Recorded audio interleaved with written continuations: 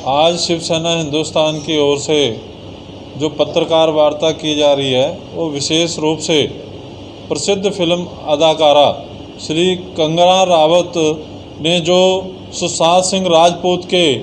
हत्या के मामले पे स्टैंड लिया था, जिस प्रकार से उन्होंने सच्चाई सामने लाने का प्रयास किया था और जिस सच्चाई से चिढ़ के शिवसेना की महाराष्ट्र सरकार ने उनके खिलाफ कार्रवाई तो की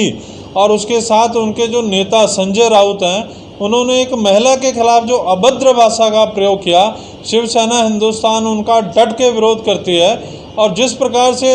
शिवसेना उद्धव जी की सरकार ने वहाँ पे सच्चाई से डर करके उनके ऑफिस पे जो कार्रवाई करने का प्रयास किया, जो ऑफिस को तोड़ने की उन्होंने कार्रवाई की, उसका भी शिवसेना हिंदुस्तान कड़ा विरोध करती है। क्योंकि ये सच्चाई सब जानते हैं कि मुंबई में नाजायज़ इमारतें केवल कंगना राणावत की नहीं थी, वहाँ शिवसेना के नेताओं की भी नाजायज़ बिल्डिंगें बनी हुई हैं। दाऊद की भिंडी बाज़ार में बिल्डिंग के गिराने के लिए वहाँ की मुंबई हाई कोर्ट ने बड़े बड़े आदेश दिए हुए हैं, कितने समय से आदेश दिया हुआ है, लेकिन मुंबई कॉरपोरेशन और उद्धव जी की सरकार में हिम्मत नहीं हुई कि देश विरोधी देशद्रोही जो दाऊद है उसकी बिल्डिंग को छू सकें। लेकिन कंगना राउत ने, जो खान ब्रदर हैं जिन्होंने मुंबई फिल्म इंडस्ट्री पे कब्जा किया हुआ है, जो लगातार देश विरोधी फिल्मों बनाने का प्रयास करते हैं, लगातार देश विरोधी जो भावनाएं होती हैं उनको भड़काने का प्रयास करते हैं, उनके खिलाफ उद्धव सरकार ने कोई भी कार्रवाई नहीं कर सकी।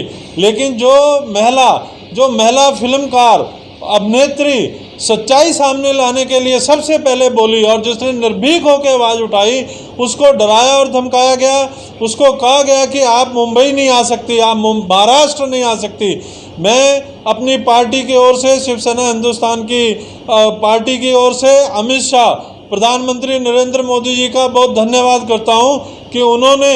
उस महिला को, उस फिल्मी अदाकारा को Y+ सुरक्षा दे करके पूरी तरह सच बोलने की हिमायत की है। और आज जो भी मुंबई में हो रहा है वो बाला साहब ठाकरे की शिवसेना नहीं है। वो बाला साहब ठाकरे की शिवसेना होती तो इस प्रकार का बर्ताव नहीं होता।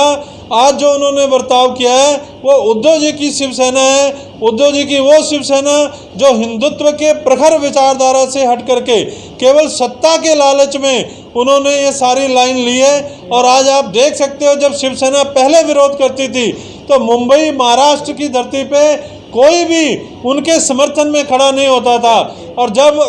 कंगना राणावत एयरपोर्ट पे गई है तो मुंबई की ये शिवसेना, जो उद्धव जी की शिवसेना है, जो कांग्रेस से मिलकर सरकार चला रही है, उनके समर्थकों की भीड़ कम थी और आरपीआई की और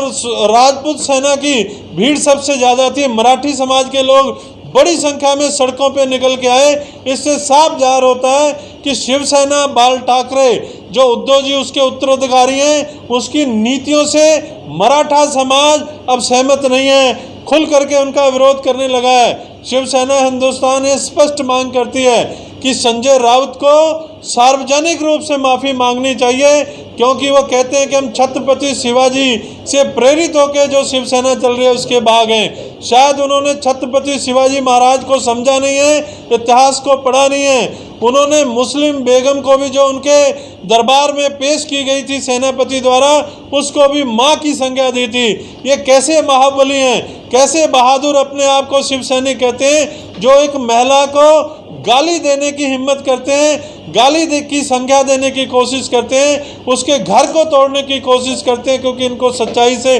डर लग रहा है। शिवसेना हिंदुस्तान निंदा करती है और उद्धव ठाकरे को भी इस सच्चाई से प्रेरित होकर के उनके साथ खेद व्यक्त करना चाहिए और जो एजेंसियां जांच कर रही हैं उस जांच का सामना करना चाहिए।